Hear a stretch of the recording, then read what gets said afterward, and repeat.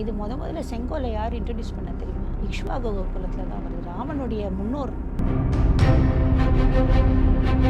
நம்முடைய கருணாநிதி அவர்கள் மட்டும் இருந்திருந்தால் மாட்டார்.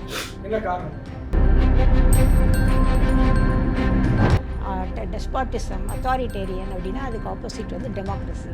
அப்படின்னா கொடுங்கோலுக்கு ஆப்போசிட் வந்து என்ன? செங்கோல்ன்றது டெமோக்ரஸி. செங்கோல் டெமோக்ரஸி. பட் இதை சொல்லி வந்து வேண்டாங்கிட்டான் அப்படின்னு கரெக்டாக பண்ணியிருப்பாங்க. அது ஒரு பெரிய எனக்கு ஒரு ஆச்சரியம். இப்போ நான் ஓப்பனாக போட்டு உடச்சிட்டேன். என்ன இருக்குன்னு யாராவது கேட்குறாங்களான்னு பார்க்குறேன்.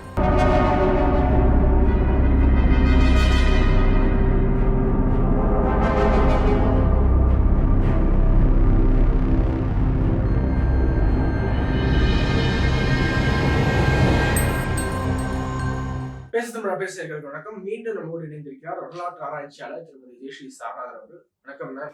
வணக்கம். இந்த செங்கோல் இஷ்யூ நம்ம நிறைய தடவை பேசியிருக்கோம். பட் மீண்டும் இப்போ எதிர்கட்சி எம்பிக்கள் இஷ்யூ எடுத்திருக்காங்க. பார்லிமெண்ட்ல செங்கோல் எடுக்கணும் அப்படின்னு சொல்ல ஆரம்பிச்சிருக்காங்க. இது எப்படி பாக்குறீங்க? முதற்கட்டமாக எதுக்கு எடுக்கணுமா? அது வந்து மொனார்கி, அதாவது அரசாட்சியின் ஒரு பிரதிபலிப்பா இருக்கும் செங்கோல். சரி, அப்படின்னா வந்து நீங்கள் நீதிமன்றங்களுக்கெல்லாம் போய் பார்க்குறீங்களா? நீதிமன்றம் எல்லாத்துலேயும் ஒரு நீதி தேவதை நின்றுருப்பா. அவளோட கையில் ஒரு தராசு இருக்கும். தராசு யார் வச்சுருப்பாங்க? வியாபாரி, வைசியர்கள். அப்போ வந்து நீதி அங்கே விற்கப்படுகிறது, அது வந்து வைசியர்களுக்கானது, அதனால் அங்கிருந்து அந்த சிறிய எடுங்கள் என்று யாராவது சொல்லுவாங்களா? நான் சொல்கிறேன். இப்போ அது எடுக்கட்டும். அதை எடுத்தாங்கன்னா நாங்கள் வந்து சரி இதையும் எடுக்கலாம் அப்படின்னு நான் சொல்லுவேன். எதுக்காக நான் இப்படி பேசுகிறேன்னாக்கா, ஒரு தராசு இருக்கிறதுனாலேயே அது வந்து ஒரு வியாபாரத்துக்கு என்ன சொல்லாமே, நீதியை விற்கிறார்கள் இன்றைக்கு அப்படின்னு சொல்லலாமே. நம்ம அது இன்றைக்கு எதற்கு தேவை? இன்றைக்கோ ஒரு நாள் வச்சாங்க இல்லையா, இன்றைக்கி அது வைக்கணும்னு அவசியம் இல்லைன்னு சொல்லலாமே. பட் ஒரு சிம்பாலிசம். அவர்கள் நன்றாக நிறுத்து பார்த்து செய்வார்கள் நீதியை. எல்லாம் நல்லது கெட்டது இரண்டு வாத பிரதிவாதத்தை அப்படின்றதுக்காக அவங்க வச்சுருக்காங்க. அதே மாதிரி தான் செங்கோல் அப்படிங்கிறது வெறும் ஒரு நீதியை நிலைநாட்டுவது. அது மட்டுமல்ல, அது நல்ல ஆட்சி. இது நான் சொல்லலை, கருணாநிதி அவர்கள் சொல்லியிருக்கிறார். கருணாநிதி அவர்கள் வந்து திருக்குறளுக்கு வந்து இது எழுதியிருக்காரு இல்லைங்களா, உரை எழுதியிருக்காரு இல்லைங்களா, செங்கோன்மை கொடுங்கோன்மை 2 அதிகாரமும் வருது. அதில் செங்கோன்மையில் வந்து ஒரு பாட்டு வரும் பாருங்க. கோல் நோக்கி வான் நோக்கி வாழும் உலகெல்லாம் மன்னவன் கோல் நோக்கி வாழும் குடி. வான் நோக்கி வாழும் உலகம் அப்படின்னா மழையை நோக்கி உலகம் வாழ்கிறது, வானத்தை பார்த்துட்டு. அதே போல் மன்னவனுடைய கோல் அப்படிங்கிறது செங்கோலை நோக்கி வாழும் அப்படிங்கிறதுக்கு அவர் கொடுத்த உரையை படிச்சுங்க பாருங்கள். அவர் என்ன சொல்கிறாருனாக்கா, மழையை எதிர்பார்த்து எப்படி மக்கள் இருக்கிறார்களோ அதே போல் நல்லாட்சியை ஒரு செங்கோலானது கொடுக்கிறது. ஸோ செங்கோலை அவர் எதனுடன் அவர் வந்து ஈக்குவேட் பண்ணுறார்? நல்லாட்சி. அது எப்படி நீங்கள் வந்து மன்னரோ கிண்ணரோ யார் இருந்தாலும் அவரே அங்கே உட்காண்டிருந்தா கூட நல்லாட்சி கொடுக்கணும், அதற்காக அது இருக்கிறது. அதனால் அது மன்னருக்குன்னு நம்ம வந்து சொல்ல முடியாது. மன்னருக்குன்னு சொன்னீங்கன்னாக்கா இந்த நீதித்துறை இதுலேருந்து எடுக்கணும்னு சொல்லுவேன் நான். அதுக்கு அவங்க பதில் சொல்லி ஆகணும். ஆமாம், கண்டிப்பாக. சரி, இல்லாட்டி நான் இன்னொரு எக்ஸாம்பிள் நான் உங்களுக்கு சொல்கிறேன். நம்மளுடைய constitution of India original, not the செகண்டை நம்ம பண்ணது இப்போ கையில் அங்கே வச்சுட்டுருக்கிறது, அது வேண்டாம். அந்த ஒரிஜினலில் நீங்கள் படங்கள்லாம் பார்த்துட்டே வாங்க. 22 படங்கள் இருக்குது. அதில் எலெக்ஷன்ஸ் அப்படிங்கிற டாப்பிக்கு ஒரு படம் கொடுத்துருக்கான். உங்களுக்கு அந்த படத்தையும் காமிக்கிறேன். அதில் வீர சிவாஜியின் படமும் அப்புறம் வந்து குரு கோபிந்த் சிங் படமும். இது வந்து குரு கோபிந்த் சிங். குரு கோபிந்த் சிங் வந்து சீக்கிய மதத்தை சேர்ந்தவர். அவர் தான் அவங்க வந்து யூஸ்வலாக பாருங்கள், அந்த படத்தில் பார்த்தீங்கன்னாக்கா ஒரு வாள் இருக்கிறது, தலையில் அவங்க அந்த இது போட்டுப்பாங்க, அப்புறம் வந்து அவங்க கையில் ஒரு கங்கணம் கட்டிப்பாங்க, எல்லாம் இருப்பாங்க. அது என்ன கையில் நீளமாக ஒரு கோல், எதற்காக அது? அதை பார்த்தீங்கன்னா அந்த கோலோட மேலே வந்து அது பேர் ஃபைனியல்னுவாங்க. பொதுவாக வந்து இந்த செங்கோல் அல்லது செப்டர்ன்றவங்களா, அதற்கு மேலே ஒன்று இருக்கும். அது வந்து ஒவ்வொரு ஊர்லேயும், இப்போ நம்ம இந்தியாவில் மட்டும் இல்லை, தமிழ்நாட்டில் மட்டும் இல்லை, சோழர்களுக்கு மட்டும் இல்லை, உலகெங்கிலும் அவங்கவுங்க வந்து ஒரு இது வச்சுப்பாங்க. அதில் அவங்களுக்கு ஒரு எம்பளம் வச்சுப்பாங்க. இதுலேயும் ஒரு எம்பளத்தோடு இருக்குது. அவர் கையில் இருப்பது என்ன, செங்கோலா இல்லையா? அதே அவர்கள் சொல்லட்டும். அப்போ அந்த கான்ஸ்டிடியூஷன்லேயே அந்த நாளில் வச்சுருக்காங்களே, கான்ஸ்டிடியூஷன் புக்லேயே இருக்கே, அப்போ ஏன் வந்து இங்கே வெளியில் வைத்தது எப்படி இதுவாகும்? கான்ஸ்டிடியூஷன் புக்கில் வைக்கிறப்ப அவங்களுக்கு தெரியலையா குரு கோபிந்த் சிங் வந்து மொனார்க்கா, அரசரா? அவர் அரசராக இல்லாமல் ஒரு பொதுவாக நீங்கள் பார்த்தீங்கன்னாக்கா ஒரு குழு இருக்கிறதுன்னு வச்சுக்கோங்களேன். ஒருத்தரை நம்ம வந்து வழி நடத்திட்டு போகிறோம், அதில் வந்து ஒரு ரூல் அண்ட் லா இருக்கணும். அதில் வந்து இருக்கவே அவர் வந்து கையில் அதை வச்சுட்ருக்காரு. இதுக்கு நான் நிறைய எக்ஸாம்பிள் கூட சொல்லலாம். பட் இதில் வந்து அவர் ஏன் வைத்துக்கொள்ள வேண்டும்? அப்போ சீக்கியர்களை அவர் வழி நடத்துபவர். அவர்களுக்கு முன்னால் அவர்களுக்கு நீதி நெறி தவறாமல் நம்முடைய கருணாநிதி அவர்கள் சொல்வது போல அவர்களுக்கு நல்லாட்சி தருவதற்காக அவர் அதை கையில் வைத்து கொண்டிருக்கிறார் என்று தானே சொல்ல முடியும். ஸோ கான்ஸ்டிடியூஷன் புக்லேயே இருக்கிறப்ப ஏன் வந்து அதனுடைய இது இருக்கக்கூடாது? நம்பர் 1. நம்பர் 2 என்னன்னாக்கா, இது என்னமோ புதுசாக இன்றைக்கி கொண்டு வந்து வைக்கலை. இது நம்மளுடைய இந்தியா சுதந்திரம் பெற்ற போதே வந்து இதை வந்து பண்டிட் நேரு அவர்கள் தான் இதை வந்து கேட்டு வாங்கி வச்சுருக்காரு. அன்னைக்கு அவருக்கு தெரியாதா? மொனார்க்கிலேருந்து நம்ம வெளியில் வரணும்னு அவர் நினச்சிருக்க மாட்டாரா? அப்படி நினைத்திருந்தால் இதை அவர் ஒத்துக்கொண்டிருப்பாரா? ஆமாம், ஒத்துக்கொண்டிருப்பாரா? வேறு எதாவது சொல்லுங்கள் அப்படின்னு. அதனால் இது வந்து அரசாட்சிக்கு கிடையாது. இன்னும் சொல்ல போனால் இன்னொரு எக்ஸாம்பிள், நேரு அவர்கள் அதனால தான் அந்த மியூசியம் எப்படி வச்சிட்டாரு, அதை கொண்டு வந்து பார்லிமெண்ட்ல வைக்கல, அவருக்கு தெரிஞ்சிருக்கு அப்படின்னு சொல்கிறாங்க. சரிங்க, அது வந்து நான் அதை பற்றி நான் கமெண்ட் பண்ணால் அது வந்து பொலிட்டிக்கலாக போயிடும். ஏன்னாக்கா அவர் வந்து அது வந்து ஒரு மதம் சார்ந்ததுன்னு நினச்சிருக்கலாம். அது செக்யுலர். ஏன்னா நேரு அப்படின்னாலே ரொம்ப செக்யுலர் பர்சன் அப்படிங்கிறது கொடுத்தார் அப்படின்னாங்க. அன்றைக்கு அவரும் வந்து அந்த மாதிரி செக்யுலர் எண்ணங்கள்னால அவர் அந்த மாதிரி வச்சுருக்கலாம்.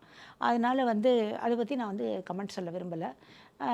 பட் வந்து ஒன்று நான் வந்து சொல்லுவேன், இது உன்னுடைய செங்கோலோட தத்துவமே என்னன்னு பார்த்தீங்கன்னா, நம்மளுடைய கான்ஸ்டிடியூஷன் வந்து லா புக்கு, சட்டத்தை இயற்றுகிறார்கள். அவ்வளோதான். அது என்னென்ன சட்டம் இது இதுன்றது இருக்குது. இப்போ நம்மளுக்கு எப்படி ஒரு கோர்ட்டில் போனீங்கன்னாக்கா சட்டத்திட்டங்கள் அப்படின்னு நிறைய புத்தகங்கள் இருக்குது. அதை இன்டர்பிரட் பண்ணி அதை நிலைநிறுத்துவது நீதிபதி. அதுபோல் இந்த சட்டம் கொண்டு வந்தாலும் அந்த சட்டத்தை நீங்கள் இங்கே நடக்கிறது என்ன, நீதி கொடுப்பதில்லை. அன்றைக்கு அரசனே நீதிபதியாக இருந்தான். இங்கே செய்வது என்ன, அந்த சட்டம் எல்லாருக்கும் பொருந்துவதாக, யாருக்கும் கெடுதல் செய்யாததாக, அதுவும் தாழ்த்தப்பட்டவர்களுக்கு கஷ்டத்தில் இருக்கிறவங்களுக்கு நல்லது செய்வதற்காக அது ஓங்கி நிற்க வேண்டும். அதுக்கு சிம்பாலிசம் தான் அது. அதனால் புக்கில் வந்து சட்டம், அந்த சட்டத்தை எடுத்து இயற்றுவதற்கு இப்படி இருக்கேன். ஏன்னா அது நிமிர்ந்து நிற்கணும், அது வளையக்கூடாது. நம்மக்கிட்ட தான் சொல்லுவோம், செங்கோல் வளையக்கூடாது, செங்கோல் நிமிர்ந்து இருக்கணும். நீங்கள் வாக்கிங் ஸ்டிக் பற்றி சொன்னீங்க. நீங்கள் வந்து வெளிநாடுகளில் இருக்கிற ரோமன் அப்புறம் க்ரீக்கு படங்கள்லாம் நீங்கள் பாருங்கள், செப்டர்னு போட்டு தேடி பாருங்கள். டேரியஸு அப்புறம் வந்து பலரும் வச்சுருப்பாங்க.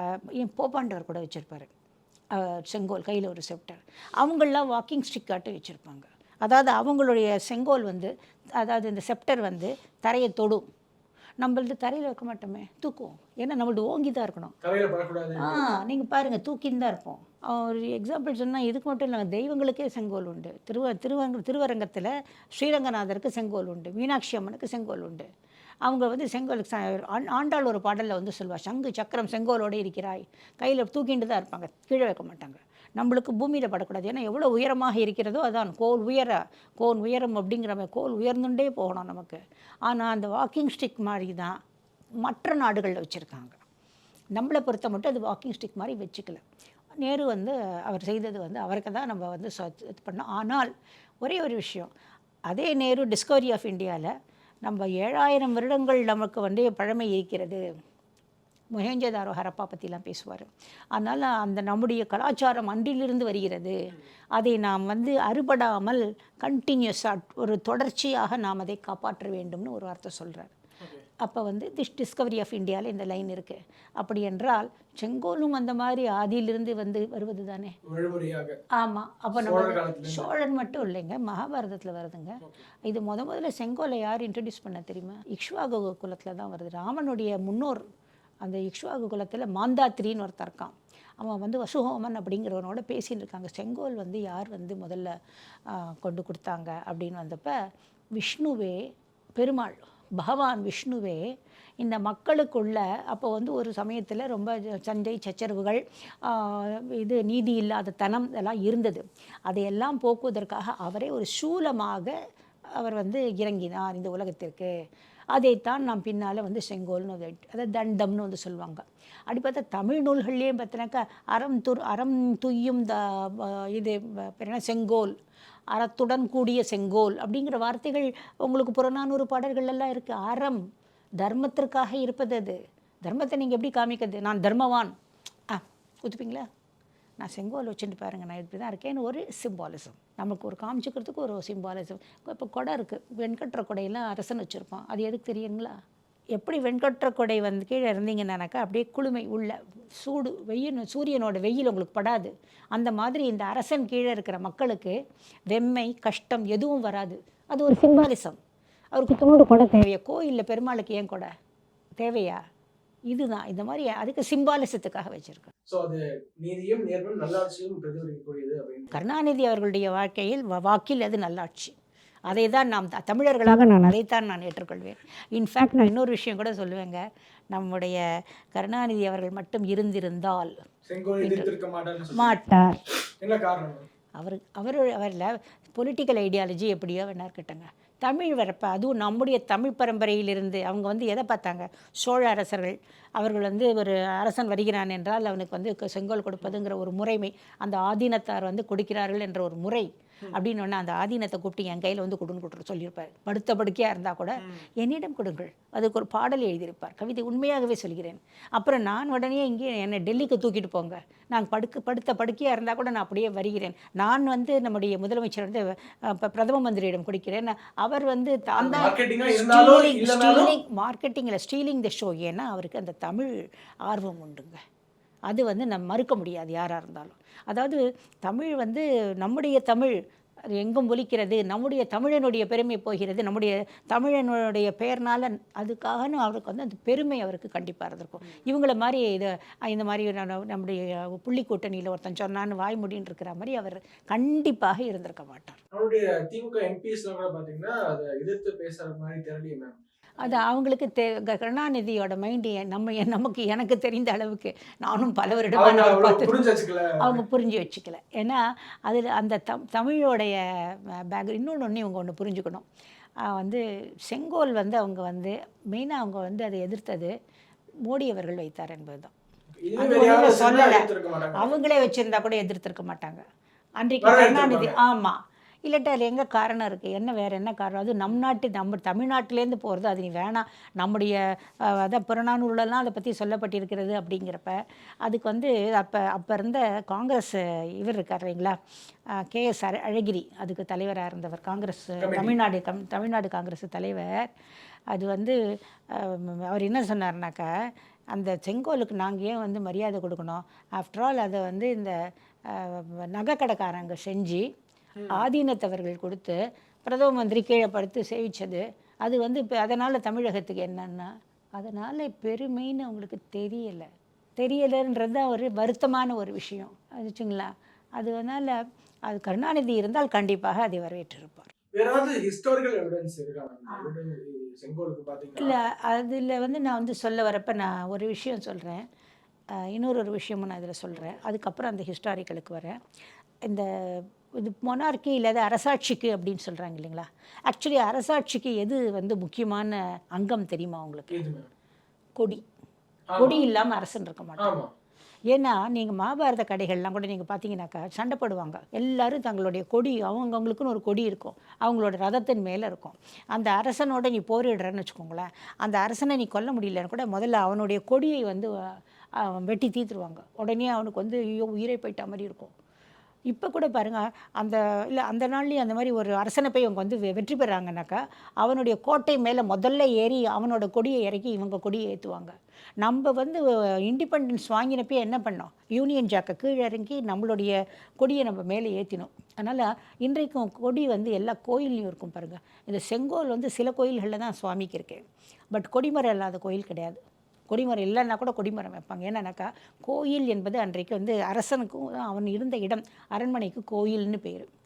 அதே மாதிரி தான் தெய்வத்துக்கும் கோயில். அரசனை தெய்வத்துக்கு இணையாக அன்றைக்கு மக்கள் பார்த்தார்கள். ஸோ அவங்கிட்ட இருக்கிறதெல்லாம் அங்கே தெய்வத்துக்கும் வந்தது.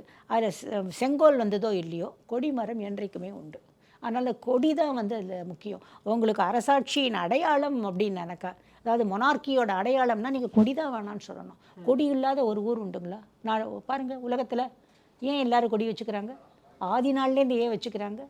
அது முக்கியமான அங்கம், அதுதான் அரசனுக்கு முக்கியமான அங்கம். செங்கோல் அல்ல. செங்கோல் வந்து நான் வந்து நீதி தவறாமல் இருக்கேன். யார் நம்ம இதில் சிலப்பதிகாரத்தில் வந்து சொல்லுவா இல்லைங்களா, கண்ணகி வந்து இது பண்ணுறப்ப என் பொண்ணை புருஷனை நீங்கள் மாதிரி அடாவடியாக நீங்கள் கொன்று விட்டா என்ன அந்த பாண்டிய நெடுஞ்செழியனை பார்த்து கேட்குறப்ப என்ன சொல்லுவாங்க, கல்வனை கோடல் என்னது கடுங்கோல் அன்று நான் கரெக்டான வேலை தான் செஞ்சேன், நான் ஒன்றும் ஏதாவது செய்யலை, என்னோடது செங்கோல் தான், கடுங்கோல் அல்ல அப்படின்னு சொல்கிறார். அதுக்கப்புறம் வந்து அவன் வந்து விஷயம் தெரிஞ்ச உடனே, அதாவது அந்த பரல்கள் பார்த்திங்கன்னாக்கா அதில் மாணிக்க பரல்கள் இருந்து அப்படின்னு தெரிஞ்ச உடனே, ஐயோ இது நம்மளுடைய அந்த இதில் சிலம்பு இல்லை அப்படின்னு அவன் தெரிஞ்ச உடனே அப்படியே இப்போ முதல்ல என்ன அப்போ என்ன அந்த இதில் எழுதியிருப்பார் இளங்கோவடிகள், அவனுடைய வெண்கொற்ற கொடை, இதாடி அவனுடைய கொடை வந்து தாழறது, செங்கோல் வளையிறது. அதனால் செங்கோல் வந்து ஒரு வளைய முடியுமா, அது வந்து நல்ல ஸ்ட்ராங்காக பண்ணியிருக்கிறது. வளையிறதுன்னா என்னென்னாக்கா அது வந்து அரசாட்சி, அவனுடைய நீதி வந்து தவறுது.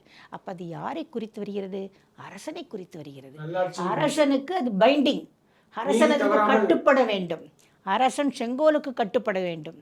செங்கோல் வந்து அதே மாதிரி ஆட்சியாளர் செங்கோலுக்கு கட்டுப்பட வேண்டும். இன்றைக்கு அரசாட்சி கிடையாது, மக்களாட்சி. அன்றைக்கு அந்த பார்லிமெண்ட்டில் உட்காந்து நீங்கள் எல்லோரும் லா பண்ணுறீங்க, பேசுகிறீங்க, ஆர்கியூ பண்ணுறீங்க, வெளிநடப்பு செய்கிறீங்க. செங்கோலை பாருங்கள், நாம் செய்வது சரியா என்ற எண்ணம் உங்களுக்கு வர வேண்டும். அதனால் அந்த மக்களாட்சி வந்து கொஞ்சமும் வந்து அசையக்கூடாது, கரெக்டாக இருக்கணும்னு வந்து சொல்கிறதுக்காக வருது தான் இது ஹிஸ்டாரிக்கல் எவிடன்ஸ் அப்படின்னு வந்து பார்த்திங்கன்னாக்கா. அந்த ஹிஸ்டாரிக்கல் எவிடன்ஸில் வந்து நான் உங்களுக்கு சொல்ல வரப்போ, இந்த பிரச்சனை இப்போ ஏற்பட்டப்போ காங்கிரஸ் ஸ்போக்ஸ் பர்சன் அவர் வந்து எழுப்பினார், ஏதாவது இன்ஸ்கிரிப்ஷனல் எவிடன்ஸ் இருக்கா, நீங்கள் எப்படி என்னமோ செங்கோல் வந்து தமிழ்நாட்டில் சோழர்களுக்கு மட்டும்தான், ஆதீனத்துக்கு மட்டும்தான், இங்கேயும் நம்மளுடைய கவர்மெண்ட் அதை பற்றி வாயே திறக்காததுனால அவங்க அப்படி வந்து கேட்க ஆரம்பித்தாங்க. அவங்களுக்கு நான் ஒரு மிகப்பெரிய ஒரு எவிடன்ஸ் தரேங்க. இந்த எவிடன்ஸ் வந்து எங்கே வருதுன்னாக்கா, நம்முடைய இதில் இருக்குது, இண்டஸ் வேலி சிவிலைசேஷன் ஒரு ஹரப்பன் சிவிலைசேஷனில் இருக்குது. அந்த படங்களை எல்லாம் நான் காட்டுகிறேன் உங்களுக்கு. அதில் வந்து முதல்ல வந்து ஒரு முக்கியமாக வந்து ஒரு பெரிய ஒரு படத்தை காமிக்கிறேன். இந்த ஒரு படம், இதில் இருக்கிறது அத்தனையும் வந்து சீல்ஸ். இதை வந்து ஐராவத மகாதேவன் அவர்கள் பார்த்து குறிப்பெடுத்து இதை எழுதியுள்ளார். இதில் நீங்கள் பார்த்தீங்கன்னா மேலே உங்களுக்கு எல்லாருக்கும் தெரிந்த ஒரு படம். இது என்னென்னா அந்த ஒரு வராகம் அல்லது யூனிகார்ன் என்பது. அதற்கு முன்னாடி பாருங்கள் ஒன்று இப்படி இருக்கும், ஒரு பாத்திரம் மாதிரி இருக்கும். அது என்னன்னு இன்னி மட்டும் எல்லோரும் மண்டையை உடைச்சுட்டுருக்கா. அதை சோமான்ற அந்த ரசம், சோமரசம் குட்டும் பாத்திரங்கிறாங்க, இல்லாட்டா அது வந்து ஏதோ ஒரு ஆர்னமெண்டல் ஒரு இதுன்னு.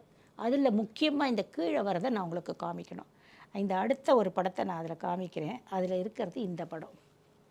இது வந்து இது சீல் இல்லை, இது வருமா ஒரு இதில் வந்து ஏற்பட்டிருக்கு. இதில் என்னெல்லாம் பார்க்குறீங்க, முதல்ல வந்து ஒரு ஆள் வந்து தூக்கின்னு இருக்கோம், அதுக்கப்புறம் வந்து ஒரு ஆள் வந்து தூக்கின்னு இருக்கோம், மேலே சேவல் மாதிரி ஒன்று இருக்குது. அதற்கப்புறம் பார்த்திங்கன்னா அது ஒரு கொடி, அந்த நாள் கொடி வந்து பாலிகேட்டனான்னு பேர், சிங்கிள் கொடி இருக்காது, பல கொடிகள்.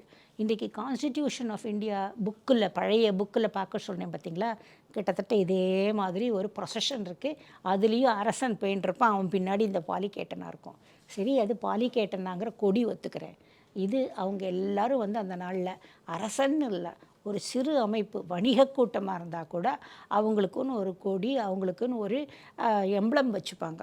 பெரும்பாலும் ஏதாவது ஒரு அனிமல், இந்த முண்டா அப்படிங்கிற அந்த பழங்குடியினர் இருக்காங்க இல்லைங்களா, அவங்க கூட அப்படி தான் வச்சுக்கிறாங்க. அதுதான் அவன் மேலே வச்சுருக்கான். இதை தான் சீலில் வருது. இப்போ யூனிகார்ன் சீல் இருக்குன்னா அவன் யூனிகார்ன்ற ஒரு இது வச்சுருக்கான். ஆனால் இங்கே முதல்ல வச்சுருக்கிறது பாருங்கள், இதை பார்த்தா செங்கோல் மாதிரி இருக்கா இல்லையா, ஏதோ ஒரு கோல், அது வந்து குடையல்ல. அது செங்கோல்னு எதை வச்சு கண்டுபிடிக்கிறோம் அப்படின்னா, நான் முதல்ல அங்கே காமிச்ச இதுலேயே இந்த மாதிரி 2 போட்டிருக்காரு. இதில் ஒரு ஆள் வந்து தூக்கின்னு இருக்கான், மேலே இது இருக்குது, இதுவும் அதே மாதிரி. ஸோ இது ஆள் தூக்குறபடி ஒரு இதுதான் டிஃப்ரெண்ட் டிசைன்ஸ். ஸோ இது கண்டிப்பாக இந்த மாதிரி என்ன தூக்கின்னு போவாங்க, அது வந்து விசிறி இல்லை, அது குடை அல்ல, தென் அது என்ன,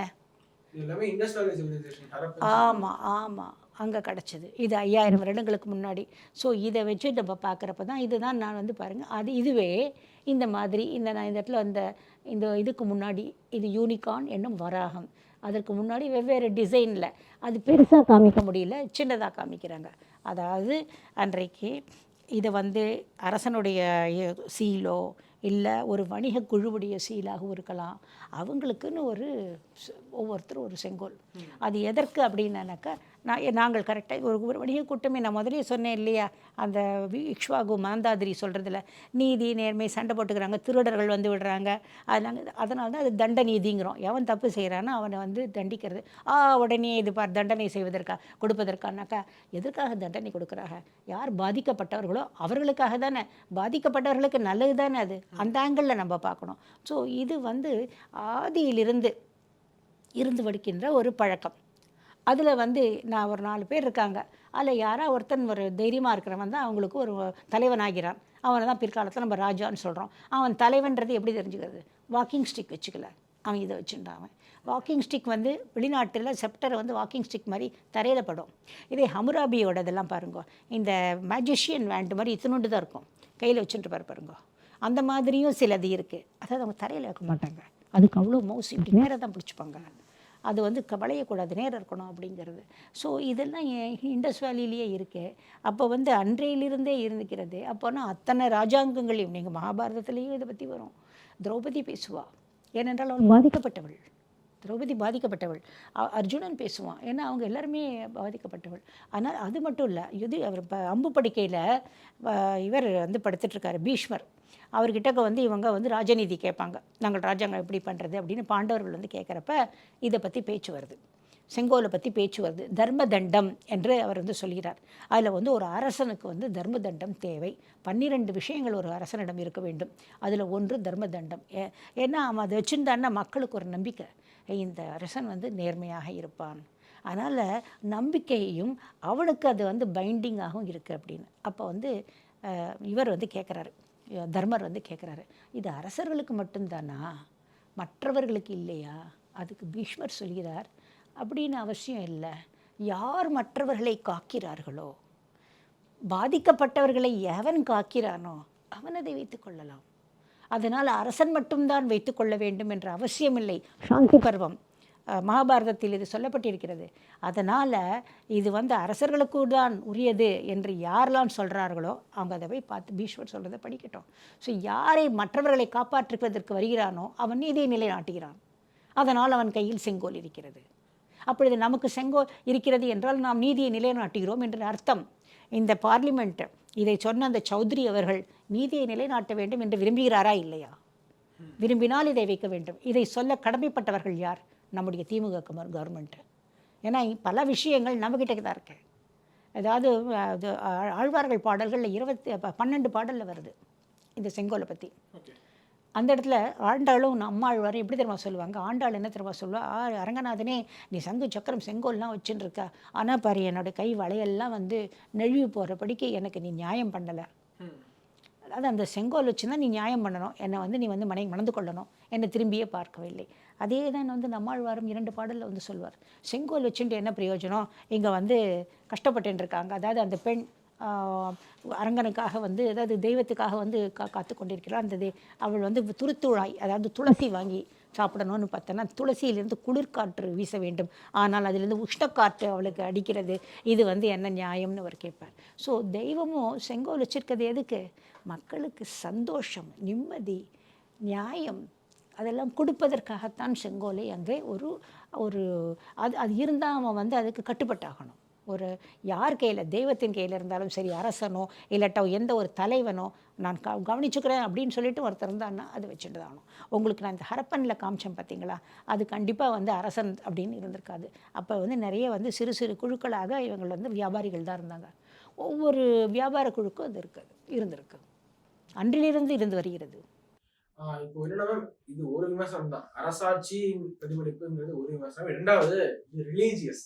நீங்க நிறைய கேள்விப்பட்டிருப்பீங்க, இது இந்து மதத்தை சார்ந்த ஒரு சிம்பாலிசமா இருக்கு, மற்ற மதங்கள் எப்படி ஏற்றுப்பாங்க, பார்லிமெண்ட் அப்படிங்கிறது அனைவருக்கும் ஆனது. போப்பாண்டவர் ஏன் வச்சுருக்காரு? போப்பாண்டவர் வச்சுருக்கிறதுல மேலே கிராஸ் இருக்கும். அதே மாதிரி வெளிநாட்டில் இருக்கிற இது என்னென்னா அவங்கவுங்களுடைய இதுபடி இது ரிலீஜியஸோ இல்லை எந்த காரணத்துக்காகவோ வைத்துக்கொள்கிறாளோ அதன்படி இது செங்கோல் வச்சுருக்கிறது பெருசு இல்லை. அது மேலே இருக்கிற அந்த ஃபைலியல்னு சொல்கிறோம் இல்லைங்க பார்த்தீங்களா, அந்த டாப்பு அதில் என்ன இருக்கிறது தான் முக்கியம். ஏன்னா அதன்படி அவர்கள் அதற்கு கட்டுப்படுகிறார்கள். டாப்ல இப்போ நந்தி இருக்கு. ஆமா, நந்தி. அதுதான் வந்து உங்களுக்கு நந்தியோட அர்த்தம் என்ன? நந்தி என்ன சொல்றது? அது நந்தி என்ன சொல்றதுன்னா, நீங்க பாகவதத்தில் நம்ம வரும் பரீட்சித் அரசன், அவன் வந்து அந்த மாடு வந்து கால் உடைந்து கிடக்கிறது. ஐயோ பாவமே அப்படின்ற பார்க்குறப்ப தான் தெரியறது அதனுடைய 4 காலும் தர்மத்தின் கால்கள்.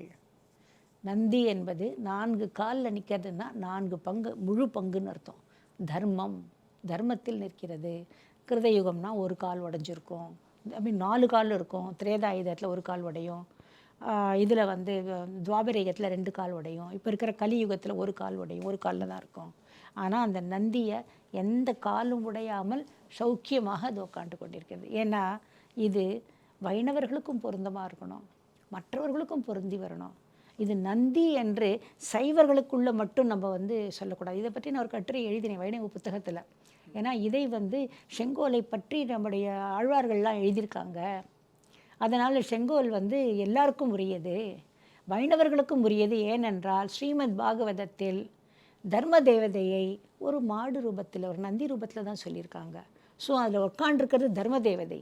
அதற்கேற்றாற்போல் நம்முடைய நூல்கள்லேயும் வந்து பார்த்திங்கன்னா, தமிழ் நூல்கள்லேயும் அறம் சார்ந்த அந்த அறத்தை தரும், அறத்திற்காக நிற்கும் அப்படின்னு தான் வந்து கொடுத்துருக்கு. அதில் இன்னொரு ஒன்று என்ன தெரியுமா, இந்த இதில் சொல்ல வரப்போ ஒரு பாயிண்ட் எனக்கு சொல்லணுங்கிறது, செங்கோலுக்கு ஆப்போசிட் வார்த்தை என்ன? கொடுங்கோல். கொடுங்கோலை நீங்கள் இங்கிலீஷில் என்ன சொல்வீங்க? அத்தாரிட்டேரியன், டிக்டேட்டர்ஷிப்பு, டெஸ்பாட். ஓகே, சரி. இப்போ இங்கிலீஷில் அதுக்கு என்ன ஆப்போசிட் வேர்டு? டெமோக்ரஸி. நீங்கள் டிக்ஷனரி எடுங்க, ஆக்ஸ்ஃபோர்ட் டிக்ஷனரியிலேருந்து எந்த டிக்ஷனரி எடுங்க, டெஸ்பாட்டிசம், அத்தாரிட்டேரியன் அப்படின்னா அதுக்கு ஆப்போசிட் வந்து டெமோக்ரஸி. அப்படின்னா கொடுங்கோலுக்கு ஆப்போசிட் வந்து என்ன? செங்கோல்ன்றது டெமோக்ரஸி. செங்கோல் டெமோக்ரஸி அப்படின்னு தான் இருக்கணும். ஆனால் டெமோக்ரஸி கண்ட்ரியில் அறம் நிற்கணும். அந்த அறத்துக்கு வந்து அந்த அறத்தை நாம் வந்து இங்கே ஒரு உருவகம், அறத்தை நாம் நந்தியின் வடிவத்தில் நாம் உருவகப்படுத்தி இருக்கிறோம். இது தனி. அப்படி பார்த்திங்கன்னா இதில் என்ன ஒரு பெரிய ஜோக் தெரியுமா? அதில் வந்து நம்ம கோளறு பதிகம் பாடினாங்க, இந்த தடவையும் பாடினாங்க. அதை பற்றி நானும் தேடுறேன். எனக்கு தெரிஞ்சு இந்தியாவில் யாருமே அதனுடைய அர்த்தத்தை பற்றி டிஸ்கஸ் பண்ணல. ஆமாம், நேருவுக்கே தெரிஞ்சிருக்காதுன்னு நினைக்கிறேன். தெரிஞ்சிருந்தால் அப்ஜெக்ட் பண்ணியிருக்கலாம்.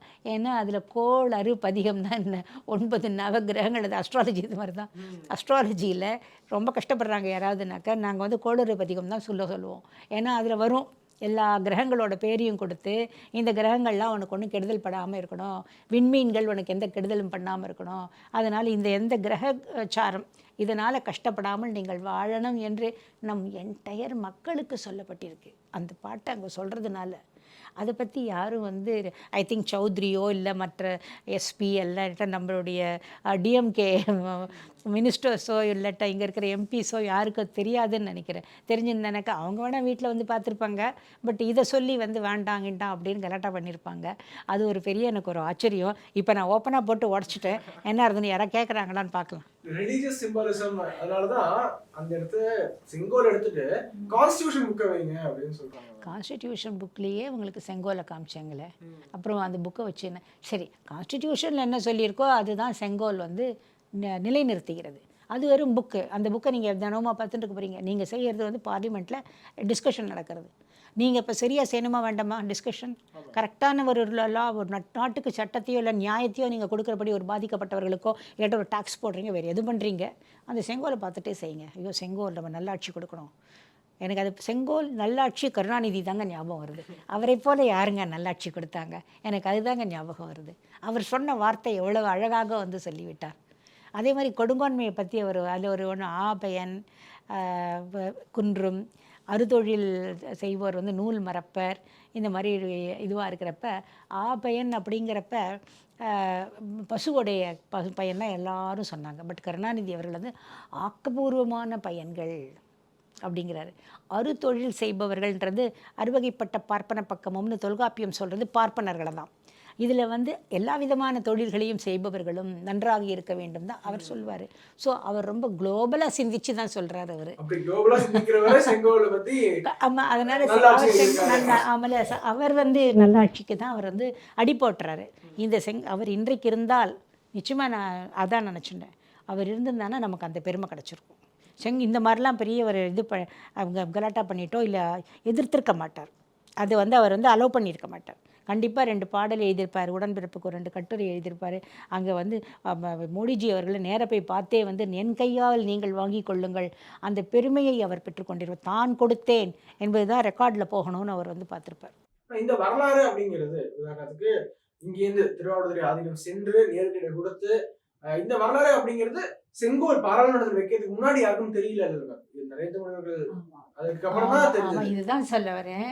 அது இதுக்கு முன்னாடி நான் அலந்தாவை பற்றி சொன்ன மாதிரி இதுவும் வந்து மறக்கடிக்கப்பட்ட தெரியாத ஒரு முக்கியமான சரித்திர நிகழ்வு. இதே நீங்கள் வெளிநாட்டில் இது நடந்திருந்ததுன்னா கண்டிப்பாக இதை பற்றி ஒரு பெரிய ஒரு கிராண்டாக அதை வந்து செலிப்ரேட் பண்ணியிருப்பாங்க. அவர்களுடைய தலைமுறையினருக்கும் அது சொல்லிக் கொடுத்துருப்பாங்க. இது கண்டிப்பாக பாடப்புத்தகத்தில் இணைக்கப்பட வேண்டிய ஒரு விவரம். இந்த கான்ட்ரவர்சி வந்து என்னமோ இந்த தமிழர்களுக்கு மட்டும்தான் இல்லை, குளோபலி அது அப்ளிகபிள். அதே மாதிரி ஒன்றும் நான் ஒரே சிம்பிள் வார்த்தையில் சொல்கிறதா இருந்தானாக்கா செங்கோலுக்கு ஆப்போசிட் கொடுங்கோல், கொடுங்கோல்னாக்கா டெஸ்பாட்டிசம், அதுக்கு ஆப்போசிட் வந்து டெமோக்ரஸி. ஸோ சுற்றி வளைச்சி நீங்கள் ஈக்குவேஷன் போட்டால் செங்கோல் இஸ் ஈக்குவல் டு டெமோக்ரஸி. அது வந்து யாராவது வந்து சௌத்ரிக்கு சொல்லிக் கொடுங்க, அவ்வளோதான் சொல்லுவேன் நான். இப்போ நிறைய பேர் சொன்னது தமிழ்நாட்டில் செங்கோல் இருக்கு, ஓகேவா? அது மாதிரி செங்கோல் மாதிரியே மகாராஷ்டிரால ராஜதண்டா அப்படின்னு அவங்க வச்சிருக்காங்க. இது மாதிரி நாடு முழுக்க செங்கோல் அப்படிங்கிற கலாச்சாரம் தொன்று வந்திருக்கு. அது ஹிஸ்டாரிக்கல் எவிடன்ஸ் தான் இருக்காங்க. நீங்கள் இப்போ நான் அவங்க இதில் காமிச்சேன் இல்லைங்களா, அது மாதிரி நீங்களே சொல்லிட்டீங்க இந்த இதுக்கு மாதிரி மகாராஷ்டிராவில் இருக்குன்னு சொல்லிட்டேன்னு. ஆமாம், இது வந்து நம்முடைய எல்லா அரசர்களுக்கும் இது வந்து இருக்குது. ஒரு இப்போ இந்த படத்தில் காமிச்ச மாதிரி ஒரு ராஜதண்டம், இது வந்து சொல்கிறது ராஜதண்டத்தை தலையில் தட்டி தான் வந்து நீ இதற்கு கட்டுப்பட்டவனாக இருக்கிறாய் அப்படின்னு தான் ரிஷிகள் சொல்லுவாங்க அப்படின்னு சொல்கிற ஒரு வழக்கம் இருக்கிறது. ஏன்னா ரிஷிகள் கிட்டேன்னா அவங்க தான் வந்து ஒரு ராஜாவுக்கு வந்து பட்டாபிஷேகம் ஆகுதுன்னு வச்சுக்கோங்களேன், அவங்க தான் நீர் குத்துவாங்க, பட்டாபிஷேகத்துக்கு நீர் குத்துவாங்க. அவனுக்கு தான் தலையில் தட்டி இந்த தண்டத்தை கையில் கொடுப்பாங்க. நீ அதற்கு உனக்கும் மேற்பட்டது அது அப்படின்னு சொல்லிட்டுன்னு கொடி ஒன்று கொடுப்பாங்க, குடம் ஒன்று கொடுப்பாங்க, வாள் ஒன்று கொடுப்பாங்க. இதெல்லாம் வந்து ஒரு ராஜாவோட இது. எந்த ராஜாவாக இருந்தாலும் இது இருக்கும். இது உள்நாடாக இருந்தாலும் சரி, வெளிநாட்டிலேயும் இந்த பழக்கம் இருக்குது. இது இயற்கையாகவே இயல்பாகவே ஆதியிலிருந்து வந்த ஒரு வழக்கமாக இருக்கிறது. யார் இப்போ நீங்கள் சன்னியாசிகளை கூட எடுத்துக்கோங்க, அவர்களுக்குன்ற தண்டம்னு ஒன்று வச்சுருப்பாங்க. அது வந்து அதே மாதிரி இவங்களுக்கும் ஒருத்தருக்கும் ஒரு இது, அது ஒரு சிம்பாலிசம் தான் அவங்களுக்கு. மெயினாக வந்து சிம்பாலிசம். அதில் வந்து நீங்கள் பார்த்தீங்கன்னாக்கா அது ஒரு அரசன் நீதி தவறாமல் இருக்கிறான் என்று தெரிவதற்கு செங்கோல் தேவை. அது மாதிரி நாடு நீதி தவறாமல் இருக்கிறது இருந்திருக்கு எல்லா ராஜாக்களிடமும். ஏன்னா நம்ம மகாபாரதம், ராமாயணம் இதெல்லாம் பார்க்குறப்ப இது எல்லாருக்கும் தேவை. ராஜநீதியில் ஒருத்தருக்கு ராஜநீதி சொல்லிக் கொடுக்குறேன், ராஜாவாக்குறேன் அப்படின்னா அதை சொல்கிறேன் 12 விஷயம், அதில் இது ஒன்று கண்டிப்பாக இருக்க வேண்டும். இந்த தர்மதண்டம் இன்னொன்று இது வந்து இன்னும் கூட நீங்கள் போகலாம். இது வந்து முதல்ல சரஸ்வதி தான் கொடுத்தாள், அவர்கிட்ட இருந்து சிவனுக்கு போகிறது, அப்படி இந்திரனுக்கு போகிறது, பிரகஸ்பதிக்கு போகிறது, சுக்கிரனுக்கு போகிறது அப்படின்னு எல்லாரும் அதை வந்து ரிஃபைன் பண்ணி இதை வந்து அந்த ரூல்ஸோ எதுவோ அதெல்லாம் கொடுத்துருக்காங்க. அதனால் அந்த ரூல்ஸை நான் ஃபாலோ பண்ணுறேன் அப்படிங்கிறதுக்கு இப்போ நீங்கள் இங்கே ஒர்க் பண்ணுறீங்க, உங்களுக்கு ஒரு ஐடென்டிட்டி கார்டு கொடுக்குறாங்க இல்லையா, நீங்கள் ஒரு ஐடி கார்டு போட்டுக்கிறீங்க இல்லையா, எதுக்கு? நான் இதற்காக இருக்கிறேன், இவர்களுக்காக நான் இங்கே இருக்கிறேன், இதுதான் என்னுடைய இருப்பிடம் அப்படின்னு நீங்கள் காமிக்கிற மாதிரி அன்றைக்கும் அந்த மாதிரி இருந்தது, எல்லா இடத்துலையும் இருந்தது. அது தமிழ்நாடு மட்டும்தான் சொல்கிறது தவறு. தமிழ்நாட்டிலேயே உங்களுக்கு வந்து பாண்டியர்கள் எல்லா ராஜாக்களும் வச்சுருந்தாங்க, அங்கேயும் இருந்தது, வெளிநாடுகள்லையும் இருந்தது. அது இப்போ வந்து மத தலைவர்களும் வச்சுருந்தாங்க. அதாவது இப்போ நீங்கள் ஹிந்துலாம் கேட்குறீங்க இல்லையா, இப்போ போப்பாண்டவர்கள் கையில் அது இருப்பதை தற்சமயம் இருக்கும் போப்பாண்டவர் அதை வைத்துக் கொண்டிருக்கிறார். இப்படி வரலாற்று நிகழ்வான செங்கோல் பதித்ததை இப்போ எடுக்கணும் அப்படின்னு சொல்லிட்டு இருக்காங்க இல்லையா, அவங்களுக்கு நீங்கள் கடைசி ஒரு மெசேஜ் சொல்ல விரும்புகிறேன், என்ன சொல்ல விரும்புகிறீங்க? அப்படி நீங்கள் எடுக்கிறதா இருந்தானாக்கா நீதிமன்றங்களிலிருந்து அந்த நீதி தேவதையின் தராசை தூக்குங்கள், அப்புறம் எதுக்கு வாங்க. அங்கே ஒரு நீதி, இங்கே ஒரு நீதியா? அங்கே இருக்கலாம், இங்கே இருக்கக்கூடாதா? நியாயமாக இல்லையா நான் கேட்குறது? அப்போ அது நீதி அங்கே வியாபாரமாக்கப்படுகிறது என்பது இன்றைக்கு பெரும்பாலும் நாம் சொல்லி கொண்டு வருகிறோம். உங்களுக்கே நல்லா தெரிஞ்சிருக்கும், எலெக்ஷனுக்கு முன்னாடி டெல்லியிலேயே வந்து யாருக்கோ ஒருத்தருக்கு பெயில் வந்து கொடுத்தாங்க தேவையில்லாமல். இங்கேயும் அந்த மாதிரி நிறைய விஷயங்கள்லாம் நடக்குது. அதனால் அதை எடுங்க அப்படின்னா முதல்ல அதை யார் கேட்கறது? அங்கே மட்டும் இருக்கலாமா? தராசு எதற்கு? அது அங்கே மட்டும் இருக்கலாமா? அப்போ தராசுனால பிரச்சனை இல்லைன்னா இதனால் மட்டும் உங்களுக்கு என்ன பிரச்சனை? ஏன் கண்ணை உறுத்துறது? நினைக்கிறீங்க? அதான் சொல்கிறேன், இப்போ மோடி வச்சுட்டாரு, அதனால தான். இதை இது அதுக்கு வந்து நம்முடைய ஸ்டாலின் அவர்கள் வந்து இல்லை இது எங்களுடையது அப்படின்னு ஒரு வார்த்தை சொல்லியிருந்தாங்கன்னா அவங்களுக்கு வந்து சொல்கிறதுக்கு தைரியம் வந்திருக்குமா? ஏன் இவர்கள் சொல்லவில்லை? தமிழ் ப்ரைடு சொல்லிக்கிறது தான். அதை வந்து இந்த நிலைநாட்டுறதுக்கு இப்போ ஒரு சான்ஸ் கிடச்சிது, அதை அவர் செய்யலை. அவர் சொல்லியிருந்தாங்கன்னா நம்மளுடைய இண்டி கூட்டணி பார்ட்னர்னு சொல்லிட்டு அவங்க வந்து இந்த பேச்சு பேசியிருப்பாங்களா? மாட்டார்கள். அதனால் இப்போ அவருக்கு வந்து அப்போ பேர் தட்டி கொண்டு போகிறார். அவர் வந்து இதனால் என்னமோ நமக்கு ஓட்டு வந்துருத்தா மாதிரி. அதுதான் அங்கே காரணம், பொலிட்டிக்கல். செங்கோலை பற்றி ரொம்ப விரிவாக பேசியிருக்கீங்க, ரொம்ப நன்றி. நன்றி. உலக தமிழ் சொந்தங்களுக்கு வணக்கம். நான் ராஜவேல் நாகராஜன். பேசு தமிழா பேசு வலையொலியுடைய வளர்ச்சிக்கு நீங்களும் உறுதுணையாக இருக்கணும்னு நினச்சிங்கன்னா இந்த வீடியோடைய டிஸ்கிரிப்ஷனில் இருக்கக்கூடிய ரேசர் பே லிங்கை கிளிக் பண்ணுங்கள். அந்த லிங்க்கில் போயிட்டு உங்களுக்கு விருப்பமான தொகையை பேசு தமிழா பேசுவனுடைய வளர்ச்சிக்கு உங்களுடைய பங்களிப்பாக நீங்கள் கொடுக்கலாம். நன்றி, வணக்கம்.